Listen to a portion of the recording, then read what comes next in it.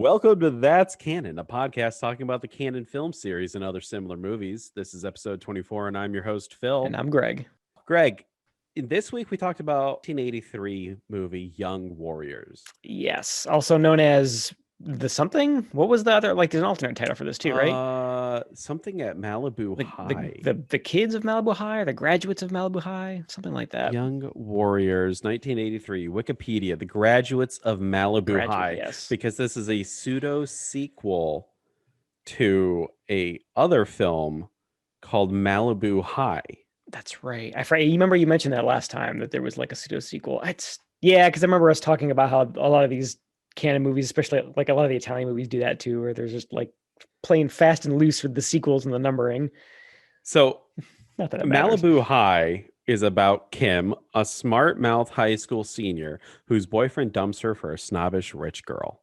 Her poor grades and working class background makes it even worse until Kim realizes that she can use her beautiful body to achieve her goals. Sexually blackmailing her teachers improves her grades, and moonlighting as a prostitute pays off handsomely. We didn't watch this one. Wasn't a canon film. No, yeah. What a different movie. I will be able to watch this though next month, as I added it to my Vinegar Syndrome box. Woo! Of course, it's a Vinegar Syndrome release. Yeah. Of course it is. I don't really see the connection between the two, other than it's probably set in like the same school, right? Yeah, I mean it's a big school district, I'm guessing. So yeah, like I said, fast and loose with the continuity there. Exactly. But before we get into this, I want to take a quick pause. For the past 3 days, I've been off, and I rewatched the Kelvin timeline. Woo! We've gotten some slight Star Trek tangents in previous episodes. We're going whole hog right now. Yes. So I think the first Star Trek film, is very good. The 09 one, yeah. I remember being very pleasantly surprised, because I was just getting into Star Trek at that point, and I hadn't really watched the original series. I grew up watching TNG, and I had a great time watching that. It kind of filled that Star Wars hole that we all had after the prequels, before the new sequel trilogy came out. Yes. It shows that J.J. Abrams, he kind of knows the characters, but he also knows how to make Star Trek, I guess, more accessible to the everyman. Yes, very, very accessible. Some people don't like it. Some people do. I fall in the group where I do like it. I'm a big fan of the original series. So I kind of liked seeing these characters getting a new spin. Plus, it's like an alternate timeline, right? So yeah, they can kind of forgive people. Yeah, exactly. You can forgive the kind of the differences, because it's technically still canon. It's just, I mean, I guess you could argue it's kind of a lazy thing. Oh, it's an alternate universe, but I think it works. I think, and you're right, I think they did a good thing here, where by making it kind of an accessible sci-fi kind of action comedy almost. And I think like that's how you get Star Trek movies made now, probably. After how bad like Insurrection and Nemesis did at the box office back in the early 2000s. Ooh, yes. But then you take the sequel, Into Darkness, which is Wrath of Khan light. Yes. And I honestly can say I gave it a 3 when I got done watching it, but it was essentially more just about Kirk and Spock, and everyone else was kind of put to the side. Yeah, more so than usual. Even Bones kind of got backburnered quite a bit, didn't he? He did, and he didn't really have that much to do in the plot besides, the blood stuff at the very end. Yeah, right. with Khan, right? And I kind of was like in a down moment with Star Trek. But I was like, you know what? I really remember Beyond being awesome, and I have to say, Star Trek Beyond is the best of the Kelvin timeline. Oh yeah, best of the 3, hands down. You're right.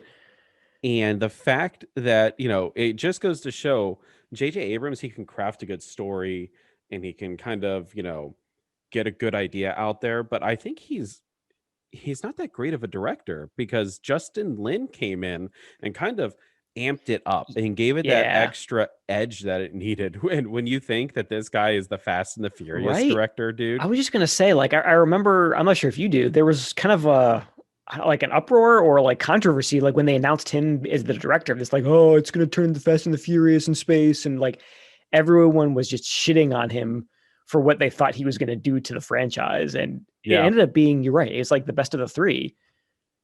It's interesting. So Justin Lin left. He made the best Star Trek film. And I've seen a couple of his other non-Fast and the Furious movies, specifically the movie Better Luck Tomorrow, which is a pretty good crime drama film.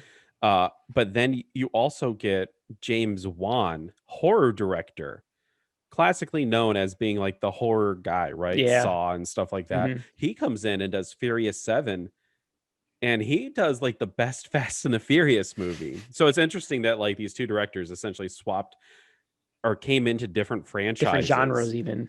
and genres, yeah, and made the best Yeah. of that series. I mean, I feel like we have to credit, because there's a big writing influence from Simon Pegg and the guy who plays Sulu's husband. I forget his name.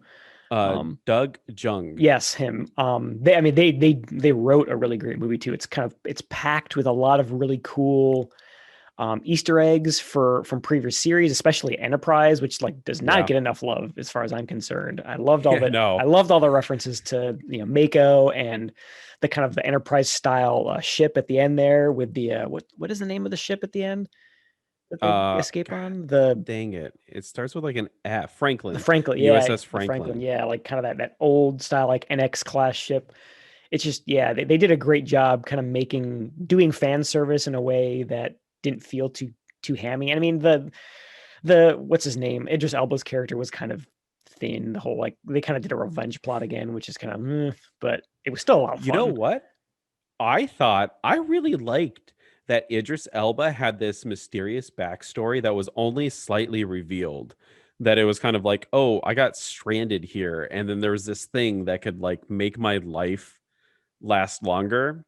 And that's all I really needed, right? I don't need like the big deep background for this bad guy. For some reason it just works. Yeah. And there's like this good mystery behind like what these people went through and how they all kind of died. I don't know. I got to say, I think everything in this movie absolutely worked, and it was such a fun ride. Yeah, I think you know what, the way that when you phrase it that way, I feel like the reason that this one's so good is because it's really just kind of a long episode of a show. Yeah. Like there's a very straightforward adventure. There's a straightforward problem. Oh, we've got to go into this nebula that no one else can get to except the Enterprise. And we get, crew gets held hostage and there's a bad guy. He's kind of maybe a little one-dimensional, but he's got a very specific, clear motivation. And it's all, it's very much written like a long episode. And I think that's why it works. Yeah. Yeah. And then one thing I did like, for some reason in this movie, Kirk gets the motorcycle because they have to have some kind of like stunt thing. Yeah, the space motorcycle. It works in this movie, but it didn't work in Insurrection. I forgot about the stupid. That's the dune buggy scene, isn't it? Picard gets the dune buggy, and it was just like, what the hell is going on here? Yeah, that is like the most canon moment in the entire Star Trek film series. Is that stupid dune buggy scene? Oh yeah. Oh my god. That was insane. I forget about it. That's where is that the one with where Worf has the space bazooka too? Yes. The purple space bazooka. The purple space bazooka. Oh, Insurrection. Yeah. Again, you have to give JJ and the guys who came after him a lot of credit for the Kelvinverse movies. They really injected some much needed excitement and lifeblood into that series. And I think the success of those movies is why we have Discovery and Picard and Lower Decks and Strange New Worlds. And there's that new the animated series that's coming on Nickelodeon, like all these great new like Star Trek properties coming out now. I cannot wait for Strange New Worlds. I love Christopher Pike. Oh yeah. Great captain. So I think that's probably is as much as people say that Beyond was kind of like, it kind of was a box office flop and kind of like, it's almost like a death knell for the new Star Trek movies, but I still feel like that led to a lot of these new Star Trek shows that we're getting now, which are, a lot of people love or hate them, but at least we're getting new content, which we weren't getting for a long time. Exactly. Speaking of content, let's talk about Young Warriors, which is why everyone's listening to this podcast. Do we have to? I like the bait and switch Star Trek podcast. I think we needed to pepper in some Star Trek because I don't know that there's going to be too much to say about this movie. So Young Warriors, did you see the poster for it? Let me link it to you. Oh, is it the one with he's on a motorcycle with a Yeah. lady on the back? Lena Yeah. Quigley, Yeah. who is in one scene in this movie. Okay.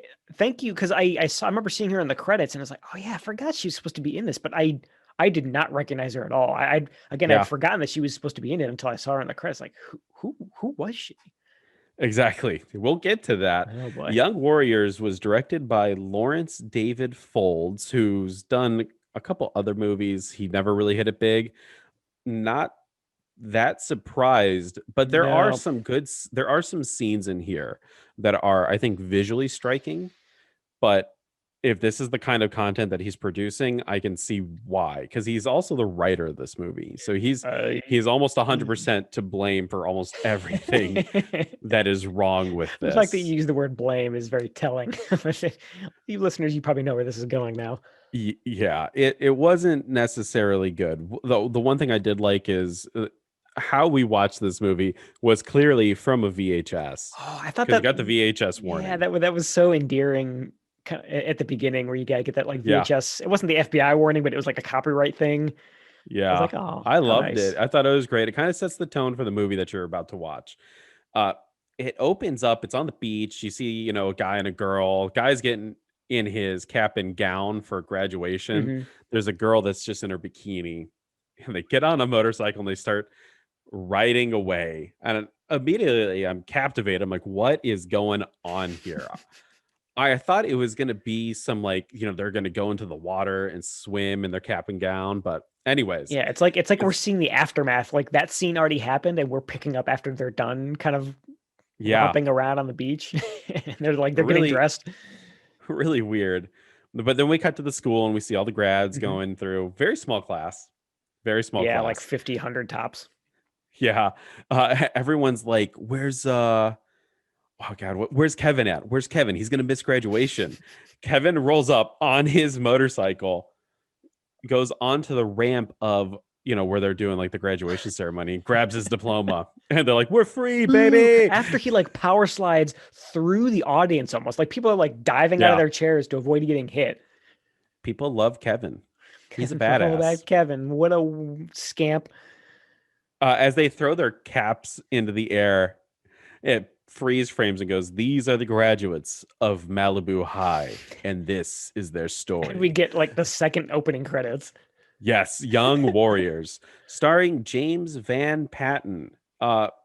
James Van Patten actually had a pretty long career. He's still acting to this day. Really?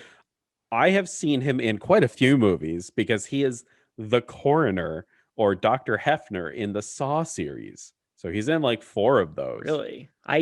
He had kind of a recognizable face. I couldn't Uh, put my finger on why, but I guess maybe that's where I recognize him from. yeah, he's in a lot of Kind of like character lower parts, B probably. movies. Yeah, exactly. So you probably see him and you go, "I've seen that guy before." Uh, Beyond James Van Patten, there's two other characters in here, which we'll eventually get to. Almost everyone else in this movie is nameless. Yeah. And they all kind of It's look the so same too. frustrating. Yeah, they're all white guys with like long hair. Yeah, that kind of like early 80s kind of shag haircut, and they're all roughly the same height. Yeah, like you said, like same skin tone. They're all kind of like that kind of tan, California look, and they all beefier looking guys. Like they all just look identical. And the fact that it's a horrible VHS quality like picture, I couldn't tell them apart 90% of the time. Oh yeah. There's a couple moments where I was like, I can't tell what's going on, but it's happening. Uh, The intro credits, that it goes on, we see everyone coming in, and then it says 3 years later, right? Like pretty upfront. oh yeah. Why do I need to see them graduate from Malibu High? Yeah, that's a good question. I mean, I was confused about that too, but the fact that we established that this is a soft sequel, I mean, maybe that's them trying to tie it to the first movie How loose. Yeah, lazy. super lazy. Because yeah, I felt Oh, totally out of place. Like, why didn't you start with them in college? so now they're juniors in college, if my math is correct. Kevin, he's at his desk in his dorm room. He's doing some animation kind of stuff, Yeah. and there's loud music going on. Kevin's getting pissed. He seems very easily like Riled upset up. or Yeah. pissed. Keep it down, Uh, guys. yeah. One of the frat bros throws the throws the stereo out the window, and then this is going to be really confusing for the listeners because then another frat bro comes in. If they had names, I would tell you, but they never say their names. Yeah. Be Um, prepared for a lot of confusion about who's doing what. Just imagine like 5 or 6 frat guys who all kind of look the same and they're all kind of interchangeable. yeah, beyond the actions of Kevin, everyone else is pretty much a bro. Yeah. One of the frat bros lifts up their blankets and there's a naked lady in there. He goes like, "Hey, there's a woman under the covers. She's Ginger, and that's Lena Quigley." Oh my God. That was her? That was her. Gee, well, of course. I She mean, got put on the poster of this movie, and this is her only scene. yikes. I mean, that makes sense because again, the quality of the picture was so bad, I didn't even recognize. I couldn't tell who it was. Yeah, Oh, and and quickly. the dialogue here Yeah, as yikes. they lift open the sheets, someone goes, "Hey, she's a 34C. She's a Woohoo. philosophy major." And she's like, "How will I get out of here?" And they rip off the sheets from her, and they're like, "This is how." And she runs out of the dorm room buck naked. Oh God. What what scummy people that you're trying to set up to be your Your protagonists, right? yeah. It's it reminded me of your 1 minute review of Porky's, where like Oh God. it was just Yeah. yeah. At this point in the movie, I mean, we're what like a minute or two in, and I'm already like just groaning to myself because I think I mentioned this in the Gas Pump Girls episode too. Is like I don't resonate with the whole like college boner comedy genre. It's just not my cup of tea. And I like at this point in the movie, I thought like that's where we're at. Like that's what I'm gonna get for the next hour and 44 minutes or whatever it is. Oh man, were you wrong? Boy, was I wrong, right? Oh my And God. honestly, Yeah. like at this point, I wasn't seriously considering it, but I had a passing thought of just turning it off. Like quite There honestly. was I was confused because I thought the same thing. I was like, is this a comedy? Yeah. Because the cover does not indicate this being comedic at all. No, and I'm actually kind of glad that I didn't see the cover ahead of time. I had forgotten everything that we'd talked about in our previous episode about what this movie was about. And I'm glad I did because we'll get to it, but I did not see the change coming and I think it made it all the more entertaining because yeah, at this point I was in a dark place thinking that this is going to be an hour and a half of shitty, horrible boner comedy with like Yes. terrible sexist, racist jokes left and right and scenes that make no sense. And ugh, You get some of that we though. do So for sure. uh, uh, then we cut a hard cut to what I thought was deleted scenes from Tron, or a Oh psychedelic yeah. light show. But Kevin is an animation major in this movie, and we're watching something that he animated. And boy, does the instructor not like it. He goes, "Hey, this has no direction, What a and it dick. sucks." It's it's And it's cool though. I yeah, it mean, looks yeah, cool. I mean, if we're to believe that this is like a college, a bachelor's degree student making these kind of like weird abstract, I mean, it's almost like it looks like a laser show. It's very like bright colors on a black background. Looks really cool. And it's like, wow, that was neat. And then yeah, you just get this what I guess is their film professor just shitting all over it right in front of the entire Oh yeah, class. ripping it apart. Then we cut to the library. The Frat library. bro talks to some student librarian. They go deep into the library to they're looking for a book. I think it was like The Joy of Hey babe, I'm Sex, looking for the right? joy of sex. And then like of course the librarian's like tee hee and they give him the bedroom eyes. It's just Yes. As they get deeper into there, she eventually bends over and she's wearing like the shortest skirt in sheer underwear.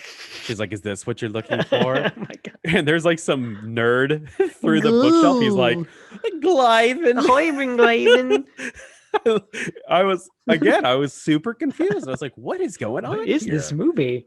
This isn't the movie that I signed up for, No. but and I thought the librarian, because again, the quality was so poor. I was like, is that Quigley right there? Oh yeah, you But have no idea who's who. They're just kind of yeah, nameless, samey looking characters. I just figured because she's very free with her body. Yeah, I yeah. figured she's either going to be the naked girl in the beginning or this is her right here. Yeah, Uh, she's Linnea Quigley's the only one they can get to do these scenes. yeah. Then again, we cut again. A bunch of frat bros walking through the quad. Kevin is there. He's in a blue shirt. What I thought was odd though is one of the frat bros is in like a military type uniform, like an ROTC uniform. Okay, yeah, I was confused about that first too, and then I assume okay, he's just like he's the ROTC guy, and I assume I remember seeing similar guys walking around in uniforms at my college Which too. plays nothing into this movie. It kind of does later, and I don't want to spoil it. We'll get to that though. It Okay, maybe I was just super very upset. slightly it does, yeah. Well, Uh, I'll but mention it when it comes up. the frat bros are talking about how they're gonna have a party, they're gonna have a hoedown. Yeah. Obviously, sex with women. Kevin comes home though. Wink, wink. This whole scene where Kevin goes home for food is, I think, was done in one take. Oh And yeah, I'll tell yeah. you why. So Kevin comes home and he's like, I'm in such a hurry. Oh, food. He just And then he it's like like, sticks his hands into a bowl of salad and eats it like an animal. it's like, are you trying to ad lib here? Was there like an actual line, but you were just like trying to add something more to Oh, this? food. Then you have Ernest Borgnine. Hey, he's the He's dad. the dad, of course. And I got to tell you, okay, so Ernest Borgnine, I hope you don't need too much information on who Ernest Borgnine is. He's from Escape from New York. He's from The Poseidon Adventure, Gattaca. He is an amazing actor, but he plays Ernest Borgnine and everything. But that's okay Yep. because Ernest Borgnine is awesome. He works as the dad. Yes. Also at the table is John, played by Richard Roundtree. He's Shaft. If you don't know who Shaft is, turn this fucking podcast And go off. watch Shaft. Go watch Shaft and then come back. I saw his name in the credits, so I knew it was coming, but I wasn't sure who he was going to be. I thought he might be like a teacher, like a professor or something who's like he's got that kind of like that street smarts and he's going to like teach these kids how to like be upstanding. So, like something like that, like some kind of role model almost. I was not expecting him to be like cop partner number 2. Yes. And boy, oh What a boy, waste. Ernest Borgnine and Richard Roundtree, they must have had some shit dug up on them and put as blackmail because these two do nothing throughout the entire such film. wasted potential. I'm telling you, they probably got their paychecks and they were like, you've got a week with us. And they filmed all of their scenes so quickly. They're like, we get one take with both of them. Yeah, and they clearly that's all we get. They're so phoning it in too. They just do not give a shit. Rightly so. Oh yeah, exactly. So Kevin comes home. He's like, oh, food. I'm gonna do my laundry, Mom. And then he's like, he gives Richard Roundtree like this high five, but they fumble, and they I didn't notice that. It's like the actors recognize the flub, and I honestly feel that they say, oh, that's okay, and then they just keep going with the scene. Just leave it in. We've only got Ernest for another hour. Yeah, it's so weird, but Kevin needs some towels, and this is where we meet Tiff. Tiff is the sister. She's going to go on to date with Richard, who's a senior, and they're going to like the dance or something like that, right? It doesn't really matter. Yeah, some prom or we something. just need to know that they're going out on a date, and this is going to help spur the story to go forward, right? Now, one thing you don't have a sister, you have a brother, right? Correct. And I have a brother. Yeah. I find it weird when brothers go, I will kill the person that you're going to date. Yeah. Weird, like projection almost. Yeah. Of like violence. I don't get that like, I guess, protection level, maybe because we don't have sisters, but yeah, I hope that if I did have a sister, I wouldn't be like, you better not have love through your entire life because I'm not comfortable with it. Yeah, no, like, and the reason you wouldn't have that reaction is because you're like a respectful human being. Yeah. The reason that that these chuds think that way is because they know they're kind of like pushy assholes to women, and they know they're afraid that some other guy's going to do that to their sister, so they get all like defensive and violent. It's so projection. so creepy, weird. Yes. And exactly, it is total projection because when we cut to the frat party, Oh my not only God. is it's a literal hoedown as well as a hoedown. They're all dressed up as fucking Yeah, and cowboys. they got like a square dancing band playing on the on a stage, and Yeah. you know what it reminded me of? It reminded me of that square dancing bar in Action USA. Yes. Oh Remember man, Action USA? such a great movie. But you know what? Also, you are correct because this is projection because Kevin is talking to his frat bros and someone brings up Tiff and he's like, "Man, I'd like to get with Tiff." And Kevin's like, "She's young. She's too young for you, you pervert." Uh, and then there's a horse that just like gallops by inside the frat house. For reasons. Lots of visual Woo, gags. crazy party. There's a couple frat hazing things going on Oh too. God, it goes on so long. You're talking about the thing with the olive. Yes. So they Uh, they have one pledge, drop his pants, and then they shave his ass, and then they put an olive on a block of ice and like pick this up with your ass cheeks, drop it into that olive glass over there, and then drink it. And then he does it. but That's some heinous shit it right is there. horrible hazing, and I feel like you're selling it short. This goes on for like 5 minutes. You Yeah, just it's see, pretty yeah, brutal. the poor pledge. He's like over at the bar, he's trying to get a drink, and then like yeah, the Kevin and his buddies they come up and they're like slapping his ass and they like force him to drop his trousers and they're all like wasted beyond belief. But they take the straight razor and shave his ass. They cut a hole in his underwear to get. Yeah, It's just beyond cringy. Oh my gosh, it's not in 2020, bro. 2021, no. Jesus. And then the next one, so they grab two other pledges, and then they do. Oh, this has been in like what's that one movie with Will Ferrell, Luke Wilson, Vince Um, Vaughn, shit. Glory First, Days, Frat House, no, Jesus, what is it? I know what you're talking about because they go Old like old School. school. Yes, they go back to college to get a degree or something. Yeah. Exactly. So they tell the pledges attach this brick to your wiener, and it's got a string, and then throw the brick outside the window. Now, obviously, it's supposed to be a test of trust. The string should be long enough to hit the ground and then some, so no one's wiener is going to get chopped off. Um, what I did like about this, though, is so they attach the brick, and the other frat bros that go out to like watch it, From right? another window for some From reason. another window for some reason. One of the pledges throws it out the window, and then you start hearing yelling, but you never Ah, see the the brick blick. drop. Everyone's like, "Oh my god, This he's guy's a got his little dick ripped eunuch." off. Exactly. The pledge attached it to like a post in the bedroom, Yeah, and he pranked the frat bros, got him and they're good. like, "You're instantly in the Whoa, frat." you double pranked us, bro. And now he's gonna help with the most illegal gag ever. Uh, Okay. Uh as we cut through the frat house, there's pigs in a room where people are having sex. There's just pigs now for oh some yeah, reason. like because earlier we see a couple. They go into like a bathroom and they hang up an occupied sign and they're clearly Yeah. having sex. And then you cut to it later and they both run out naked. And then they're trailed by probably half a dozen huge like hogs for some And reason a because party. poodle wearing sunglasses, which boy oh boy, I'm glad that poodle comes back later in Yes. this movie. So let me say this up front. At this point, I'm thinking, okay, it's a stupid boner comedy. I've got to like make the best of this. So I actually started a cool dog wearing sunglasses count. And by this point in the movie, we're up to four. Like we'll occasionally cut to the dog. Be wearing a different hat and a different pair of sunglasses. And it's like, oh, crazy 80s movie. The dog's even cool. Yep. It's Yes. awesome. Make mental note, listeners, of this cool dog wearing sunglasses. It will come He's back. super cool.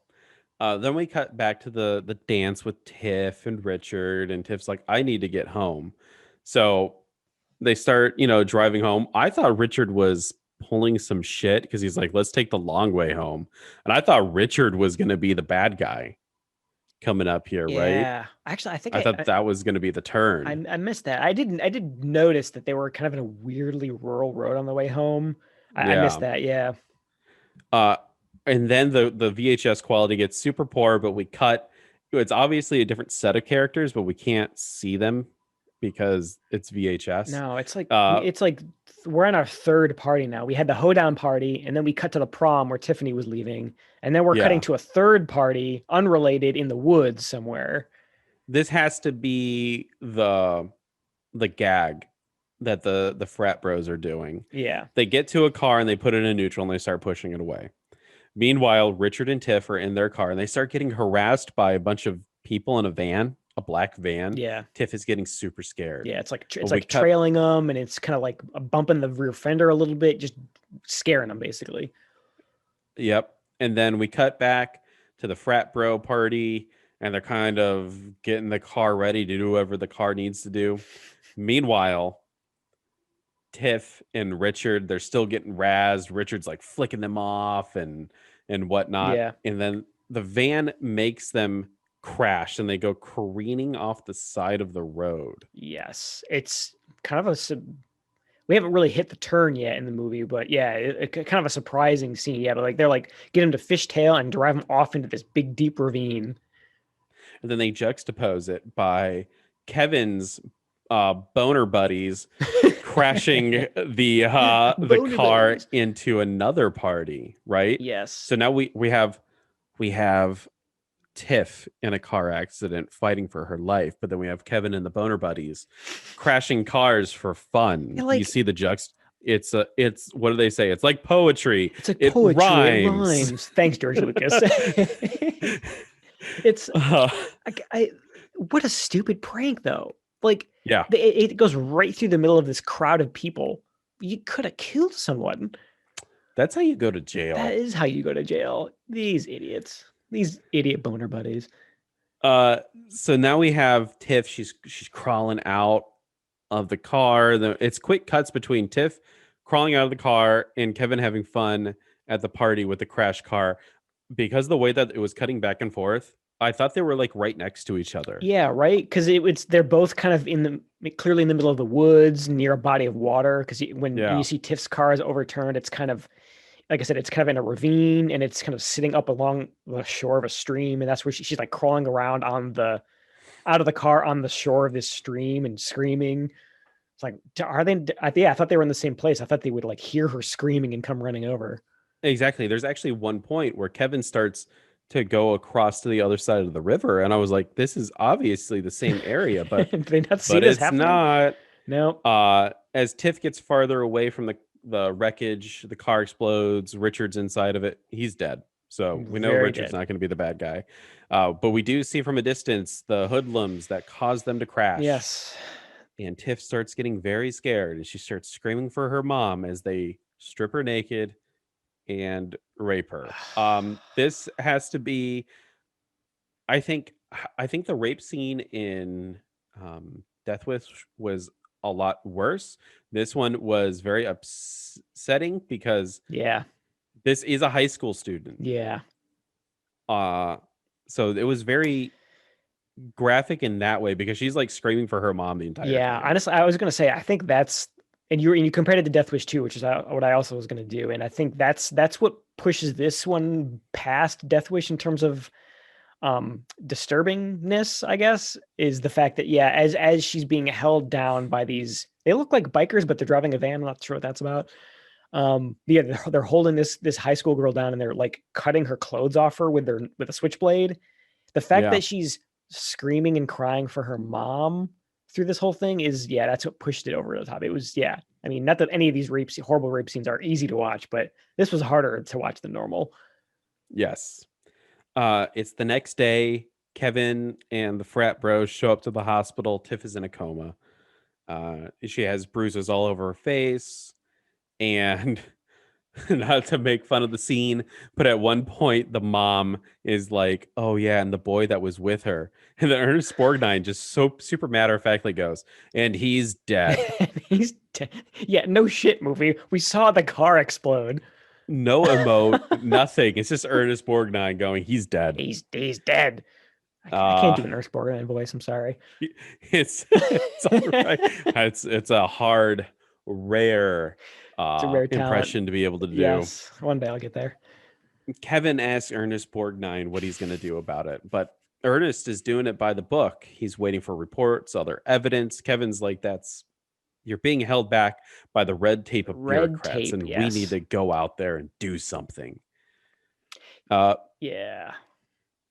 kind of, I get Kevin's spur for wanting to get vengeance. It's his sister, but he has to understand that Ernest Borgnine, obviously a detective, kind of knows how this goes about and how it works, and he should probably be listening to him. Yeah. I mean, I guess we haven't done a this hasn't done a great job of establishing like I mean, we know he's a cop, but I don't know. I feel like that's the we don't get a good establishing of him being kind of like the straight laced cop and that he's like competent and that Kevin's the one who's overreacting because at this point you're still kind of sympathizing with Kevin. It's like they're not Yes. moving fast enough. At no point do I ever feel that Ernest Borgnine and Richard Roundtree are actually doing their job to find the Yeah, that killers they're throughout this competent. entire film. Yeah. Um, but then we cut to a funeral, and I guess Tiff died. They don't really say anything. She just died. Yeah, yeah, we go right from the hospital scene where it seems like she's stable, or she says he said she's in a coma, right? Yeah, in a coma. I guess it didn't work out. I guess Kevin is getting really upset. He's like, I'm going to get those bastards. But his frat bros are like, no, we're going to get those bastards. We got your back, bro.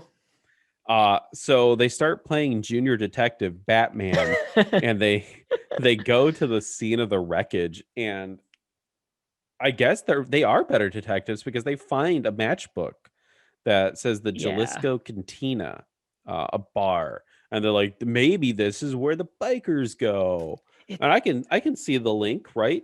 Not that heavy of a traffic area.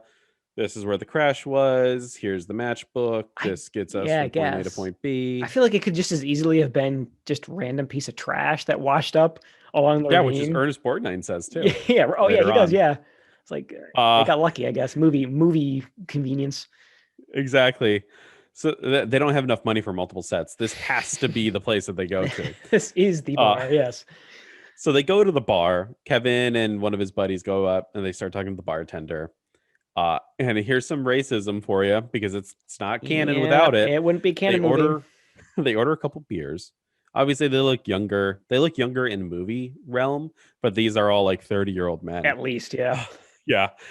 And so they're like, give us 5 beers and like $10. And this Latina female bartender, I guess if you say Latina, you don't need to Implied say female, yeah. female. I know what you meant. Latina bartender comes up and goes, where's your ID? And Kevin goes, where's your green card? I guess if you have a comeback that burns so fucking hard that you need aloe vera, it stops the law from happening and you don't need to present your ID. I guess so, yeah, because they just kind of drop it at that point. Yeah. Ugh. Kevin then goes like, hey, have you seen anyone in a black van? And then the bartender's like, have anyone here drive a black van? And there's like background chatter, but no one really They kind of answers, like right? laugh at him. The whole bar kind of making fun of him. Which I would too if Yeah. I was there. Like that's kind of a stupid question. Kevin gives him like a $5 bill and his phone number. He's like, if you know anyone that drives a black van, give me a call. For some reason, a bar brawl breaks Bar out. brawl. Switchblades are ignited Yep. because I think that's what it's called when you switch the switchblade. You ignite it You like a would. lightsaber. Zoom, I'm gonna stab you. Ah. Oh, of course. And a guy gets pushed back into the jukebox, and you hear like a record scratch. That's how Yes, you know shit's gonna go down, man. it's awesome. Uh, unbeknownst to Kevin or anyone else at the bar, one of and I call them the bad gang, who killed Tiff is there, and he crumbles up the phone number and burns it in an ashtray. Yeah, that was a little confusing at first because again, the quality of the picture was so bad during that rape scene that I didn't really have a good idea of what these guys looked like other than the fact they were just kind of biker gangy looking. I didn't That's that is yep. this guy in the bar. I didn't know that was supposed to be one of those guys. I rewound it a couple times because I was very to, confused. to double check, yeah. But then I was like, okay, he's got those huge like beta blocker sunglasses. He's obviously a bad guy. He's got the bad guy sunglasses. Yep. Exactly. Bad guys are It, us. it's the next day, and for some reason, it looks like we're back at a high school, but we're still in college. And a professor is talking about casual sex, wife swapping, casual orgies, which I don't think What? Never been in one. I mean, I don't think there's yeah. anything like casual about an But there's a orgy. lot of planning that goes into orgy organization. Yeah, I think you would want to make sure that all the couples at least are somewhat attracted to each other, or that you have enough booze to make you And that attracted they to don't the all other have person. STDs. Yeah, there probably has to be Man, a good ratio of guys to that's girls. yeah, like I said, a lot of planning goes into this. I Yeah, guess we just didn't go to the cool Malibu high schools, the cool I Malibu guess colleges, Phil. this guy's like casual orgies. Yo, The let kids. it all hang out lifestyle, right? Yes. And it seems like the professor and Kevin takes it this way as well, is trying to normalize rape. That it's so common, it happens all the And we're time. all Just look at the desensitized to it. newspaper. Uh, I don't know what the fuck this professor's talking about. I don't think rape has ever been No. normalized, and I know when I read about it in the news, I don't enjoy it. Yeah, it's I don't think always it's normal. horrifying. And Yeah, what class is this? it seems like it's a philosophy class or I get something. yes, philosophy or sociology or something, but he's just kind of pontificating about random shit. It's Yeah, really bizarre. it's such an odd thing to oh, whatever. College hand wave. Exactly. Kevin gets upset at this, obviously, and he throws a chair through a window. And I put here, Kevin is fucking nuts. Kevin is pissed. And then we take like another acid tablet and we get more crazy animation. I was at this point, Um, I was happy to see those little like seizure inducing animations because they're just so cool. And they got great music to go with them too. it, I will say, I think for some reason that is definitely the standout because there's a few animations throughout it and it doesn't really fit the plot.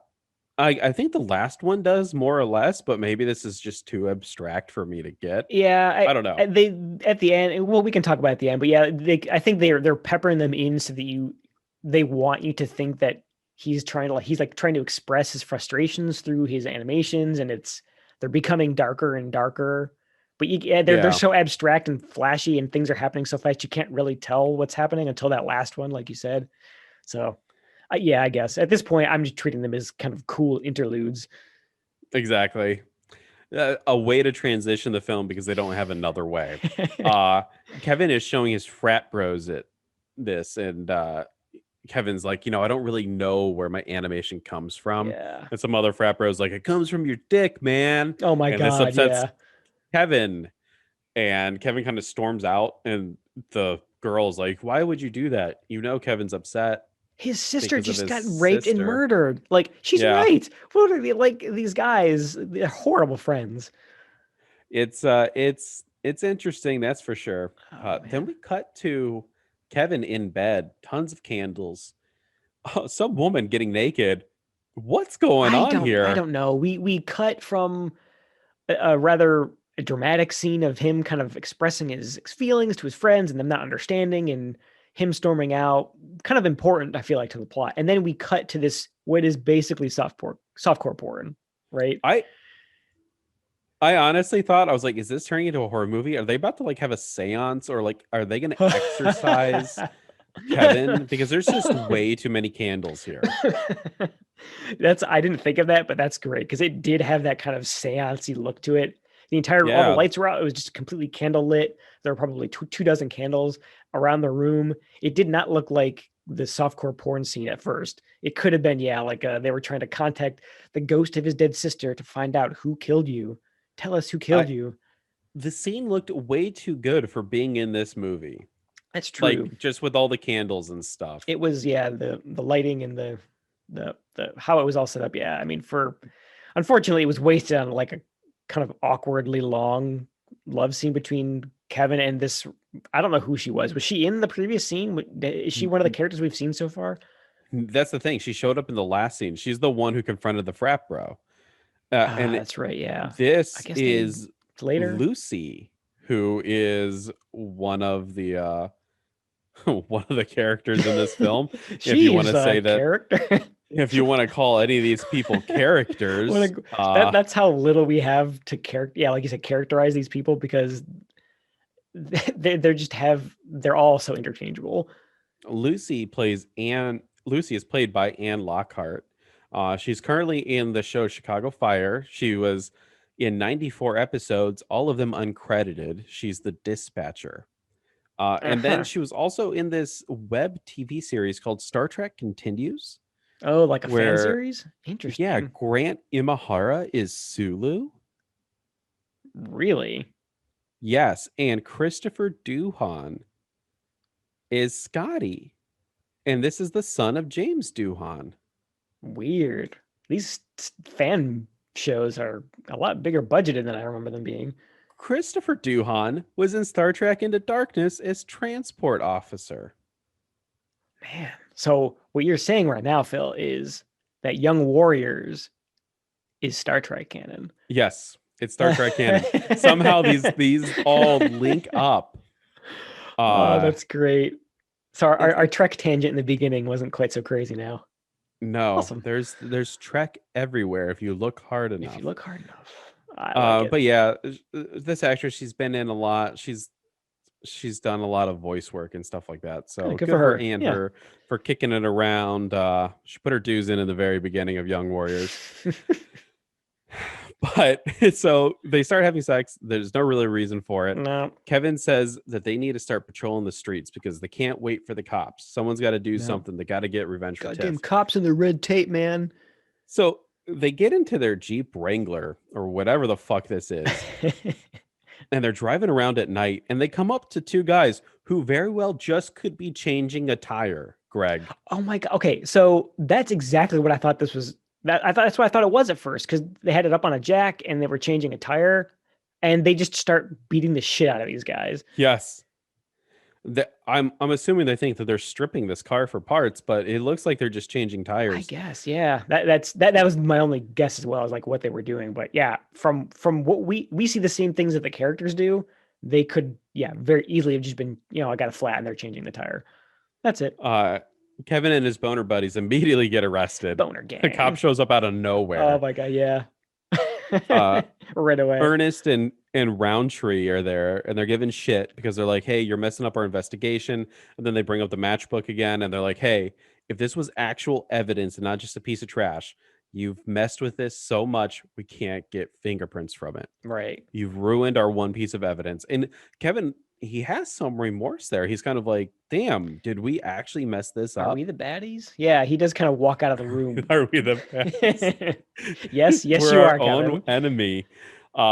Richard Roundtree goes, "Maybe he has the stuff to make a good cop." No. Ernest Borgnine says, "No, he's got the stuff to make a good corpse." That was What a quote. by the way, that was the runner-up of the quote of the week. Oh, it was yeah, it's too good. Ernest Borgnine, you're a national treasure. that was such a cop moment. About Those his two own saying son, that. too. Yeah. Yeah.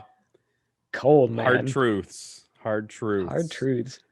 So we're back at school.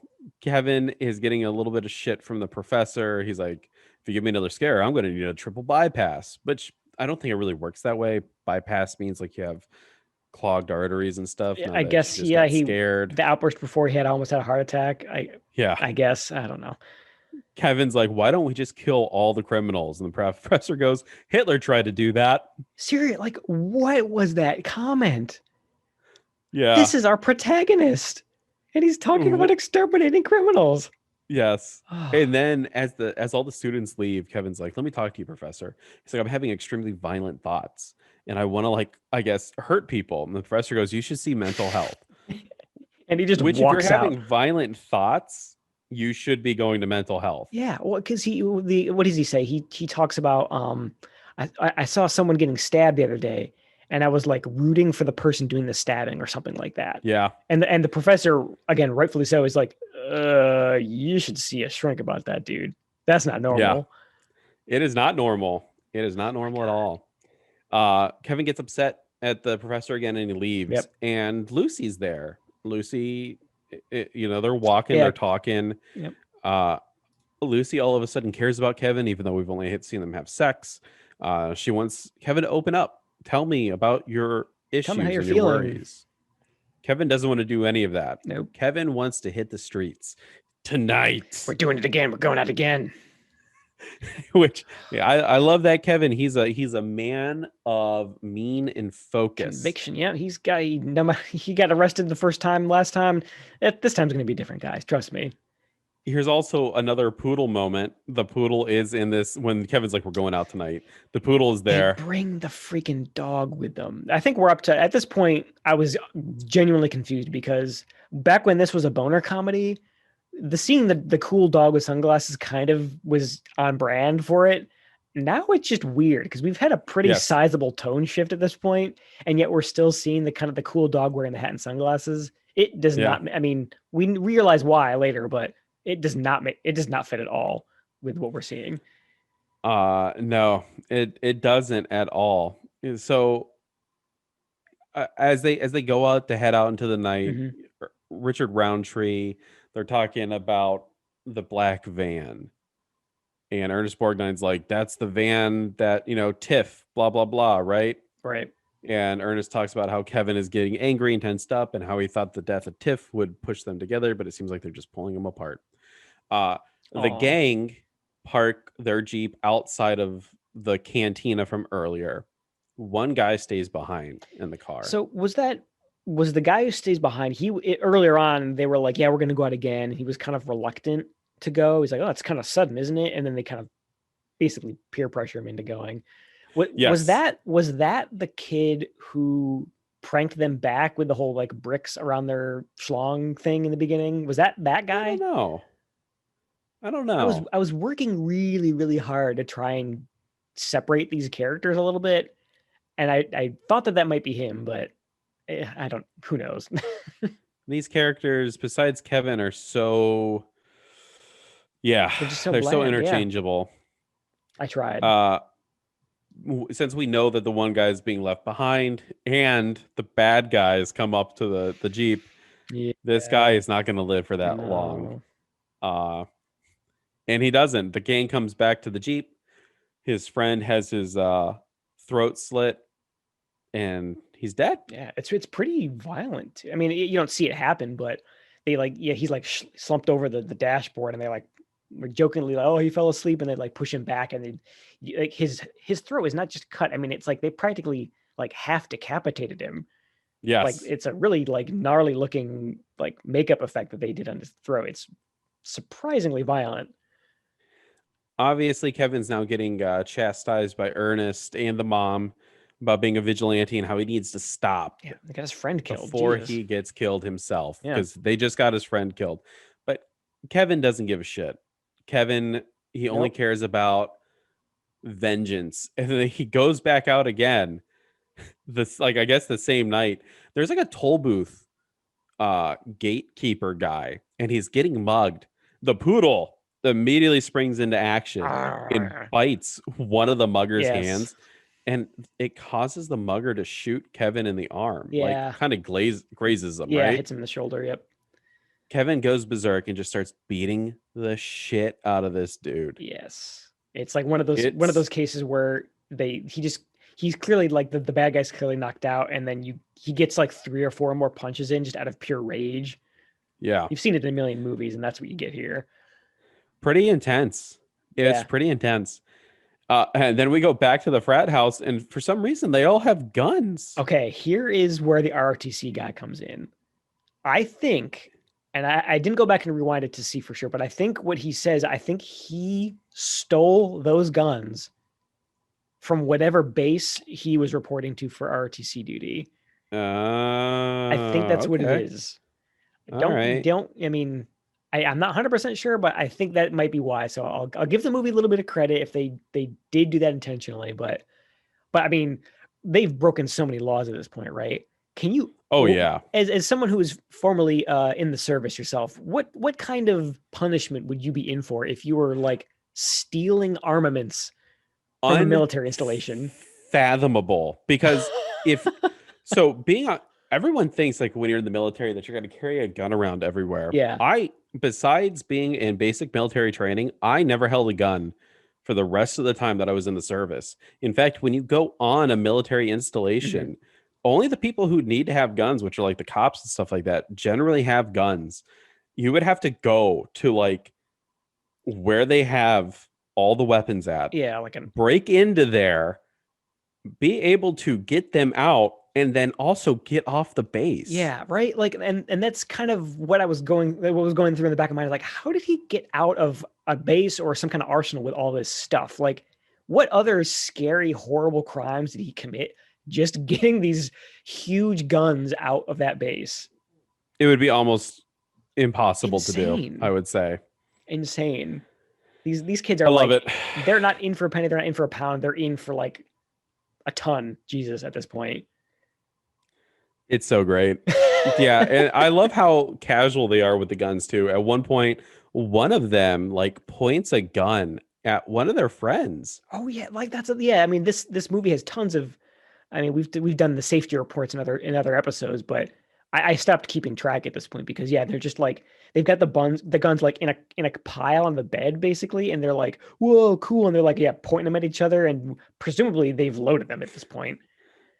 It's such Jesus. a it's such a kid thing to do, Yeah, but right? Like when you give a kid a BB gun and he points it at someone, then you go like, "Don't do that. Like that could hurt." You never point a gun at someone. yeah, Um, but no these gun guys are safety. like, "Look at this shotgun." Yeah, But that's a good point. They're it's like watching a bunch of kids, which is basically what they are, I guess, with no training or any kind of common sense. They're just driven by pure anger. it's it's crazy. It's so crazy. They all go, we will only use these as a last resort, Mm, mm, which hmm. gets thrown out the window Almost almost immediately. immediately. Uh then they're all talking, they're afraid that they're gonna get caught and recognized. And one of the frat bros goes, I got an idea to prevent that, which never comes to fruition, in my opinion. And then someone named Heather comes up to the gang and she's giving them shit for getting their friend killed. Yeah, It's the guy who got killed was named George. Now, at this point, I paused the movie, went to IMDb to look up the character George. yeah. George is not credited in this movie as a character. So she either said the wrong name or George was just never a character in the film and they never credited it. Jeez, I did they just did the actors just get the name wrong and That would be the insane. characters were interchangeable. They're so interchangeable that even the director and the writer, the producer, like no one caught it. They just left it in. It's I don't know. That's insane though, right? Yeah, I choose to believe that's what happened. And then we cut again. Another girl comes in the frat house All right, and finds all the guns, right? just like in a pile in the And closet. No big deal. and the guy, one of the frat bros is like, "Don't you say anything." She immediately runs to Lucy, who's doing an aerobics class. They say something, but we don't hear it. Yeah, no. It's because aerobics, right? Uh, Whoa. we cut to the gang. They're in fatigues and they've got like kind of like a little war paint on. Yeah, I guess this is their they're disguise. playing army at this point. Uh, it's pretty funny. So Richard Roundtree and Ernest Borgnine, they're at the police department and they're responding to a gang shooting involving a black van, and Right. they get into the car. This is like the first time since the dinner scene that Richard Roundtree and Ernest Borgnine leave the police department. Yeah. Otherwise, you'd think that they lived there. Yeah. Kevin and the gang plus the poodle are Of are course. patrolling. They're in their Jeep. And this city must be crime ridden because immediately they see a girl get abducted and put into a In car. in like, I mean, it's at night, so it's not broad daylight, but it's like right in the parking lot of a diner that's clearly Yeah, still open. Like, I don't know for sure, but I think I couldn't you like see people at tables? Like they were you in could. complete view of tons of people, and they just yeah pick up this waitress who's getting off her shift and cart her off into a camper. It's insane. They eventually come up to them or stop them in an alley. They start shooting everyone up, right? Yeah, And at one point, the last bad guy, he's in the back cab. He's like, I'm gonna come out, I'm gonna come out. And he comes out, and Kevin says, "You dirty bastard," and shoots an unarmed man, killing him. And they set the woman free. And they go into the back of the truck and they find more guns and drugs. I thought the drugs was going to play into something, but immediately the frat bro like pours the drugs out I had onto a one of the I had a corpses. hard time determining what they were seeing. Again, this is the picture quality was so bad. Like I actually thought it looked like like black bags or something. I thought it was like ammo or more guns or something. I couldn't tell what it was until they poured Yeah. it all out. But Oh, and also during the kerfuffle, the yes, dog gets yeah. Oh killed. my God. Okay, that's what I wanted to bring up. I hate I hate this movie so much for that. And we've seen animal cruelty in some of the other movies that we've watched on the podcast, but this it just feels so much cheaper here. It does. Because like they clearly did it intentionally, right? Where they pepper in the kind of cutaways to that cool dog, and I feel so manipulated for it because they get you to like kind of like, oh look, it's the cool dog again, and then the dog goes to like bite the arm again like it did in the last scene, and they just get shot in the face Yep. by one of these kidnappers. And then it doesn't end there. Like you see the dog's owner like screaming and crying, "No, Butch," or whatever the dog's name was. And then you see the Yep. dog like laying down in the alley, dead, with a giant pool of blood under it. It was horrifying. Just It horrifying. was it was something, wasn't it? Yeah, actually I have it like all caps in my notes. They fucking killed the dog. Fuck this movie. I It hate it. was yeah. I can't believe they killed the dog. I was a little caught off guard with that as well. Yeah, major tonal whiplash from that scene. So as all the people they gather, they get the guns, they mourn the death of the dog and stuff like So that. sad. Uh, uh let's see here. The morning, Ernest Borgnine and Richard Roundtree find the black van, and they're in pursuit of the van. The back doors for the van opens up, and they just start. Ernest Borgnine and Richard Roundtree start getting blasted with a shotgun, Yeah. and it causes them to crash. Now, I assumed that this was Richard Roundtree's last scene because it's just Ernest Borgnine talking to a radio, and someone gets like gurneyed behind him, and Oh, I Ernest thought Borgnine's like, yeah. "Hey, keep in there, buddy." I thought that was him. Richard Roundtree. Yeah. It was. Wait, it I was? assumed like yeah, Richard Roundtree was in the gurney. Okay. I thought it was, but Uh, you couldn't really see it. And yeah, I thought they were like gonna kill both of them off at that point. Like, oh, he's gonna Same lose his here. dad now. I assumed that Richard Roundtree was like done with the film, and they just put like a body on the gurney, and it just wheels by, and her Sporgnine's like, okay, hang in there, Hang buddy. in there. It's crazy. Then we get the probably the best animation, right? Oh Yeah. wait, no, I'm sorry, I'm sorry. Oh, Before that, yeah, yeah. the gang is being pursued, and they start shooting shotguns at a helicopter, and they blow it up. They do at like long range with a shotgun. Isn't that insane? That is the most powerful shotgun. Maybe they went to the army base too to get like the super secret, like, prototype shotguns that can kill a chopper at long range. They got those guns. I think what's even more insane is that the pursuit ends. They just blew up a helicopter. I think at least in Grand That's a Theft good Auto, point. you get 5 stars And right then the there. tanks start coming after you, right? Yeah. That's a good So point. They did kind just of, kind of get away after that point, didn't they? yeah, kind of weird. They got a chopper, I guess. Give up now.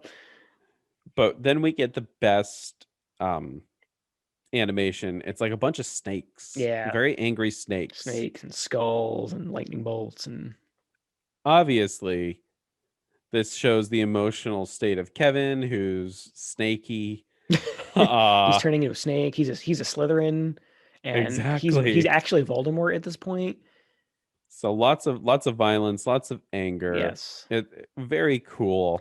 that's The professor hates it. He's like, this is out of bounds yeah. for the art of He's just animation. laying into him. Like this is clearly. I mean, we haven't seen the other students' work, but I'm confident in saying it's all probably shit compared to this.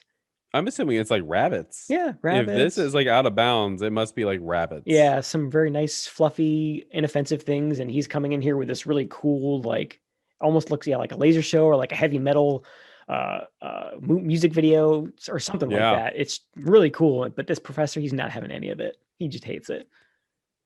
So It cuts to Kevin and the gang. They're back on. Oh wait, I'm sorry. It cuts to Lucy. She's worried about Kevin and she dumps him because she's like, "You're not opening up to me.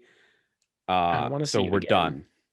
Kevin and the Boner Patrol are Burner back on pursuit, Patrol. and they roll up to a liquor store where it's getting robbed, and Kevin busts in with an Uzi and just starts wasting everyone inside of it. Right? And at this point, they're like past any pretense. They just immediately hop out of the Jeep and start blasting. They don't even try to Yes. get him to stop or anything. Just start Uh, shooting. as the gang investigates the scene, they find out that it's a toy Ruger and that they just killed like teenagers. Yeah, kids basically with toy guns. As Kevin's killing people, Lucy drives by and sees it happen. That'll play into something. Oh, that's right. I forgot she kind of rolls. She was, I guess, tailing them or Yeah. something. But yeah, she kind of rolls up in her convertible or something and sees it all happen. So as they drive away, Kevin and the Boner Gang, they go to the bar and they're all like, "Oh my god, we're gonna go to jail. We just killed a bunch of kids. We're going to jail. No We shit, should stop idiot. this." Like And that's like the RTC guy saying that too. He's like, yeah, yeah, no, like you weren't going to jail before after you boosted all of these armaments from your army base, and now you're worried about going to prison. Nah, what an idiot. boy, oh boy, do I have bad news for you. Like, uh, so as they're talking, a hooker shows up and starts flirting with Kevin, and Kevin goes off with the hooker. They're gonna go have sex, yeah, and it's actually really sad, really sad. yeah, because like they're not. He doesn't say anything. It's kind of there's no music or anything. Nope. It's all yeah, it is kind of sad and yeah, kind of in that one of those grungy, pay by the hour motels. It's yeah. Death Wish 2 motel. Yeah, yeah, yes, exactly. Just the seediest thing So ever. Lucy slows up to Kevin's house and tells Ernest Borgnine that Kevin killed a whole bunch of people at a liquor store and that they need to get, they need to send someone over there to handle it. Right. Then we cut back to Kevin having sex with the hooker, and he's like, "I love you, Lucy. I love you, Lucy." So he's imagining his girlfriend while he has sex with a hooker. Meanwhile, Very sad. the Boner Patrol notices that the black van pulls up to the bar, and they're like, "Those are the bad That's the guys." guys. Uh, cut to Ernest Borgnine at the liquor store. Richard Roundtree's there with some bandages on, and they're just like, "Hey, that's it. That's pretty much it." Yeah, he's he's like in an arm sling, isn't he? Like Yeah. the fact that because yeah, like I said, I thought he was getting carried out. Like I thought, yeah, that was gonna be the end of him. He was in a coma or something, and it was just like they put him in a stretcher like that for a broken arm. Uh, I yeah, guess. it's something, right? I don't know. Kevin and the gang, they bust into the bar and they notice the bad guys in there, which I don't know how they know who they are I because they've guess. never seen them before. Yeah, they've just got that bad guy look to him. I guess. They got that bad guy look to them. I'll buy that. I'll buy that for $1. And I think this is the moment where there's some visually striking moments, at least from what I can tell from this VHS quality. During the shootout, uh, they used a lot of red lights, and some of the scenes where Kevin is just greasing people left Bum, and bum, right, bum, bum, bum. he actually looks kind of badass doing it. Yeah, it's almost like because they shoot out the lights, so yeah, you just get the light from the neon, like red neon, and he just like all sweaty and like angry, and he's screaming, and you get like those slow motion shots of him shooting the machine gun and kind of just spraying the whole room. It is kind of dramatic. It almost looks like a Rambo scene or some kind of action movie sort of scene. Yeah, it just kind of has that look about him. Yeah. But they're just killing everyone in here, left and right. Everyone's dying. Yeah, and they're killing them People on back too. yeah, the frat bros are dying. All the bad guys are dying. Yeah, Everyone's dying. Kevin and like two other frat bros escape. They're hurt. They're injured. really bad. Yeah, the one guy, I think the ROTC guy, he's had like a gut wound or something because they got Yeah. him laid down in the back of the Jeep as they're making the getaway, and he's like again, we're back to that the uncomfortableness of the rape scene where he's like the character before, the sister, he's like screaming and calling out for his mom, and he's like, "Oh, I'm scared. I don't want to die." And it's really shocking and dramatic. Not something I was Yes. expecting. As they get back to the frat house, Kevin starts having remorse for everything that he's done, and he's like, "We were supposed to do this for Tiffany. What have I done?" What have you done, idiot? Kevin pulls out a grenade and pulls the pin, and he drops it on the box of ammo. As he does that, you can hear sirens coming from outside, and Kevin goes, "Dad?" Daddy? And then the whole frat house explodes. The Star Spangled Banner starts to play, and the credits appear. And that is Young That Warriors. is the movie. We've taken this roller coaster down into the center of the earth. We've gone so low. What is Yikes. going on here? I I gotta say, I will say this. I think the movie is two movies put together. for sure. It's the Yep. boner comedy and then it's the action movie. Yep. The action stuff is way more interesting than the boner comedy stuff. Yeah. But because the boner comedy stuff took half the movie and then the action is immediately ramped up to 10, Yeah. there's no like escalation.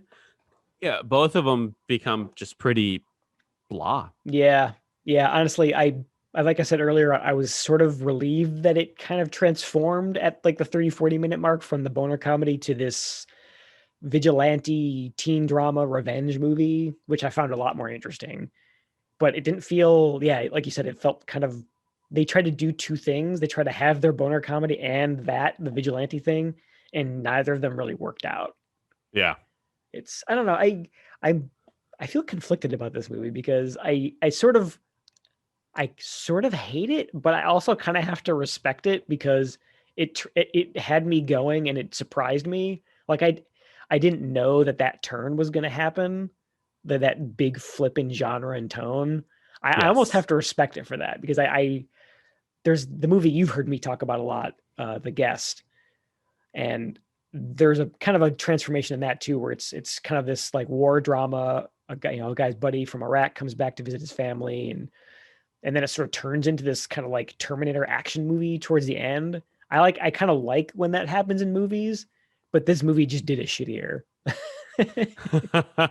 It definitely, yeah. The issue is that there's so many fake actors in it. You don't really get to know anyone. You don't get to like anyone. Yeah, except for the dog. It, That was it. yeah, and you don't like the dog because it's a dog. Dogs should never die in a movie. No. Ugh, So you're kind of just left with, like you said, blah. And yeah. why should I care? I didn't get to know Tiff.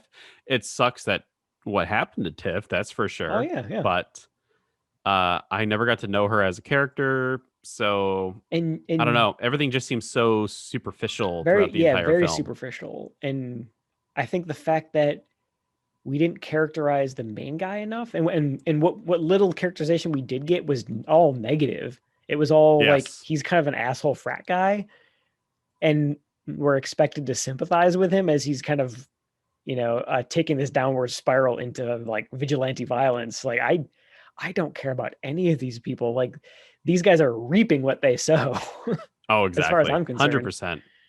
I mean, I guess there's like two positives that I have to say about this. One, the synth score, all of the music in this is just top notch. Oh, It's like yeah. a great 80s synthesizer score.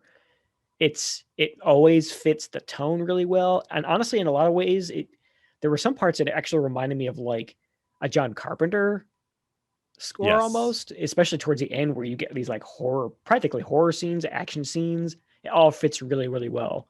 And the other bonus is obviously those animations, which we talked about. They're just so cool. Uh, I will agree with the synth score, the animations, and I'll add one more to it. Okay. The movie ended. It didn't keep going.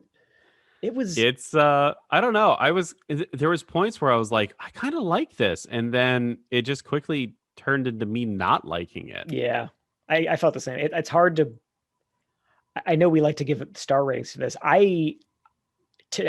until this very moment, I don't know what I would rate this, because I both can, like, I can see there's good stuff in there, and I can respect some of the choices they made. But on the other hand, I kind of, like I said, I kind of hate it. I don't know how to feel about it.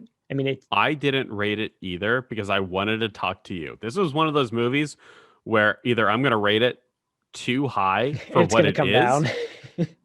or it's going to be like I rated it too low. But I think it sits safely at a 2.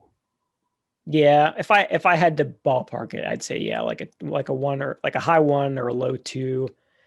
I Maybe can, even a 1.5. yeah, I'll say this: none of the kills are memorable. There's no gross gag out scenes beyond the boner comedy part.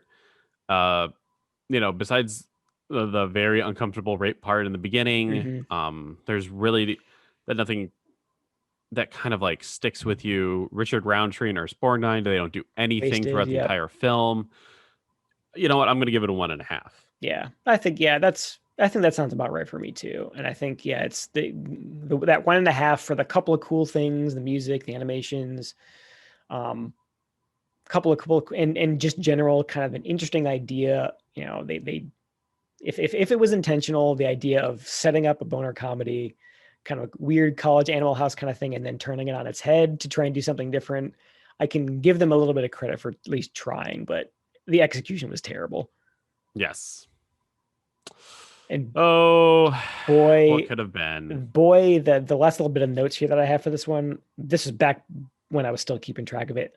So many safety violations, just Oh so yeah. many. Motorcycle through the crowd, car in neutral through a party, uh, straight razor to the ass while drunk, no seatbelts, no helmets, driving in a car with a dog who's not like restrained. Just ugh. On top of all the other horrible things that these characters do, just putting everyone at risk, man. Safety violations out the ass. it's it's something, that's for sure. Man. Uh yeah. Well, Greg, with the night, there usually comes a dawn, right? And we're in deep And night here. we are. Some might say it's code name midnight right now. It'd be really cool if that was the next movie. I was I gonna wonder if say there that is a movie, I could totally buy if that was like a cheesy 80s comedy or a cheesy 80s action movie. but we're about to get revenge. Revenge of the Ninja. Another ninja movie. Yes, Woo! that's right. This is the sequel to Enter the I can't Ninja, wait. a trilogy of ninja movies. They're not really linked Ninja by in heavy any quotes. one thing. Now, here's the interesting part. Ninja is Enter the Ninja, still on Amazon Prime. Ninja 3, The Domination, on Amazon Prime. Revenge of the Ninja, you gotta rent it. Oh man, I know. I gotta pay This is money the for this. second film that we actually have to pay Oh to god. watch. I mean, I know. we paid for it was Happy Hooker Goes to Hollywood, right? That was the Yes, and one. I still don't regret that one. No, yeah, me neither. That was interesting and weird in a good way. Yes. Was there another one? Was there another one? I don't remember. I Gas Pump Girls. did we rent Gas Pump Girls? Did we? If we did, I regret that one. Well, since we can't remember, it never happened. Never happened. It is both rented So and unrented until we go back and listen to that episode. exactly. It's $3.99 on Amazon Prime. 1740 for the Blu-ray. I want the Ninja Trilogy box set, so I refuse to buy a single one. If I'm buying them, I'm buying them all in one swoop. Are you waiting for a box set? Because that's not going to happen if it hasn't already. You know what? It hasn't happened, and I think I can wait for the rest of my life for this box set. Even Fair though there enough. are times where I'm like, man, Pee Wee in the cockfight Oh my god, let's have a cockfight! Yay! Woo! still actively in my head. Yeah, Like I can still like see and hear that scene. Enter That's the how much it Ninja. sticks Yeah, with you. that was a good buy. And actually, on that note, I think I'm okay with having to rent this. I think of any of the ones that we've seen so far that I can maybe get excited about. It's another one of these ninja movies that was just a lot of fun to watch and kind of make fun of. So There you go. Hopefully we'll get our $3.99's worth of entertainment value out of this one. I think we'll definitely get some entertainment value out of it. Yeah. Now, Greg, tell me, what is the quote of the week? Well, if the run-up is any indication, so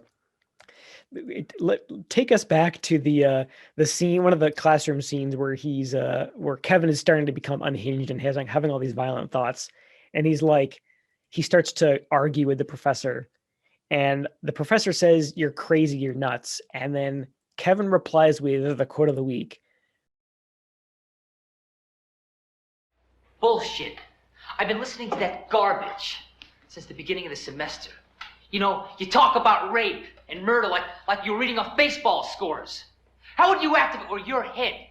If I were about to put a gun between your fucking eyes and blow the back of your head off, what would you do then? Would you go on with that academic objective shit?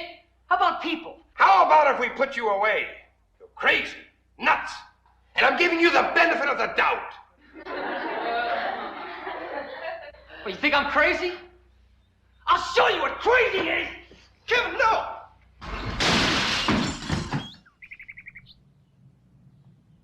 Where he says, "You think I'm crazy? I'll show you what crazy is." And he throws a desk out the window. Throws the desk. And so that wasn't the quote of the week until I finished the movie. And I'll tell you why. It's because that quote is something I can imagine the director saying to like the two Canon guys before he made this. He's like, "I'll show you what crazy is," and we got this movie. I mean, it is pretty crazy. It's crazy to think that someone made this movie and was like, this is good. Someone thought about it and wrote it. It's just so, yeah, this is definitely one of those movies where you really, I would really want to know more about the creative process behind this, because it's just, maybe I've got to get a little bit, give it a little bit more credit in that regard, is that it's so different than anything I've seen before that I almost have to wonder, what was going on in this guy's head. And boy, did he show us what crazy is, because this movie is insane. What were you smoking when you watched this? What was he smoking? Interesting. Well, hopefully Revenge of the Ninja will be better. Yes, I got high hopes. See it being worse, but I've been wrong before. No, I think just despite our ratings, I think this one was not nearly as miserable to get through, I'd say, as some of the other ones. Even though I said I wanted to turn it off in the beginning, once it turned at like the 30-minute mark, I was bought in. Unlike like Dr. Heckle and Mr. Hype. God. Like some of the other ones that I was just constantly watching the clock on. I didn't do that in this one quite as much. So I think Revenge of the Ninja it can only go up from here. I've got high hopes. I've got high hopes. Well, if you like what you're hearing, please subscribe to the podcast. Go ahead and throw us a review. Give us some constructive criticism. How can we make this podcast more enjoyable to you? You can follow our infrequent tweets at That's Canon. You can email us at thatscanon@gmail.com. That's Canon, CANNON @gmail.com. We are also on YouTube. We try to post stuff at least once a week. Sometimes work gets in the way, but we will try our best to keep that regularly updated because it's way more fun than tweeting. Fair enough. Yes. I really don't get Twitter. No. I sound old. You kids and your tweets. And remember, since we said it, that's canon.